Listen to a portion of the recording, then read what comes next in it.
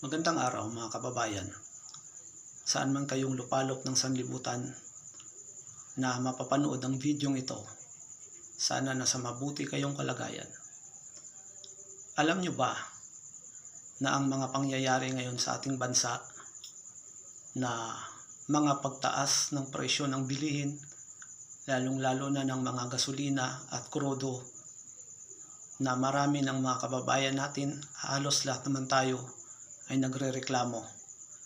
Alam nyo bang may psikolohikal na manipulasyon ang nasa likod nito na mga nagaganap, na kung saan ang mga nasa pamamahala ay meron silang desisyon na ipinanukala na para tanggapin nating mga taong bayan, na kahit ito ay mabigat o masakit, lalong-lalo na sa ating mga bulsa, subalit kinakailangan na ipatupad nila. At ang mga ito ay nagbibigay ng maraming oras na makakuha ng makabagong idea na kung saan ay pilit na ipinapatanggap sa taong bayan ang kanilang desisyon, at hanggang sa tanggapin na lang natin ang kanilang ipinanukala na pagtaas ng presyo, dahil siyempre darating ang panahon na tayo na lang ang susuko sa kanilang mga desisyon, dahil wala naman tayong magagawa dahil sila ang mga nasa kapangyarihan.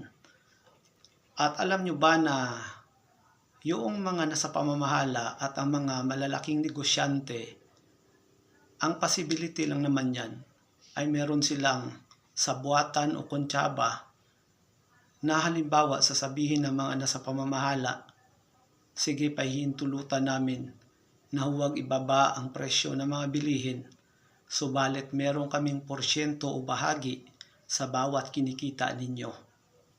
E di lalong maghihikahos yung taong bayan, samantala sila magpapakasasa sa kanilang mga kinikita. Halimbawa, sa isang negosyante lang, kung meron silang kasunduan ng mga nasa pamamahala na ang kikitain namin, halimbawa ang negosyante kikita ng 100 million, 20% ang sa kanila sa mga nasa pamamahala, eh magkano ang income nila? Eh di 20 million.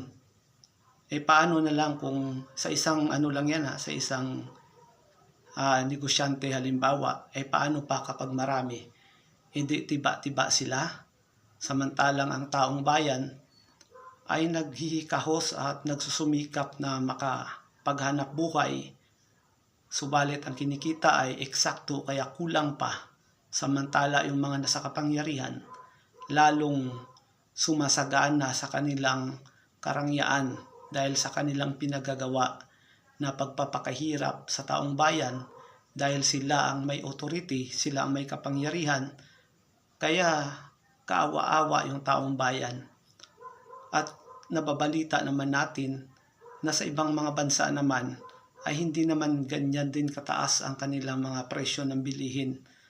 Marami namang mga kababayan natin sa ibang bansa na nagsasabi na hindi naman ganyan kataas ang presyo ng mga bilihin doon.